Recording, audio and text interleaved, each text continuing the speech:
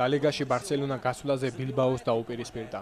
სან-მამესზე გამართული შეხვედრა თავიდანვე სტუმართა დიდი უპირატესობით წარიმართა და მე-15 წუთზე ლიონელ მესიმ ანგარიში გახსნა. ხოლო 26 წუთზე ლუის სუარესმა სხვაობა გაზარდა. პირველ ნახევარში მეტი ბურთი აღარ გასულა, თუმცა ამის გაკეთება ორივე გუნდს შეეძლო.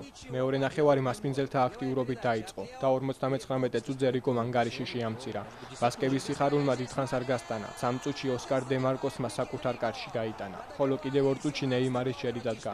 მასპინძლები მაინც არ ნებდებოდნენ. ატლეტიკოს რიგებიდან ადურისმა გაქვითა ერთი ბურთი. ბილბაო საბოლოოდ 75 წუთზე გატყდა, როდესაც ეჩიტას უხეში თამაშის გამო მატეო ლაოსმა წითელი ბარათი უჩვენა. 86 წუთზე თავისი გოლის გატანა შესვლაზე შემოსულმა პედრომ მოახერხა, რომელმაც საბოლოო ანგარიში დააფიძირა 2-5.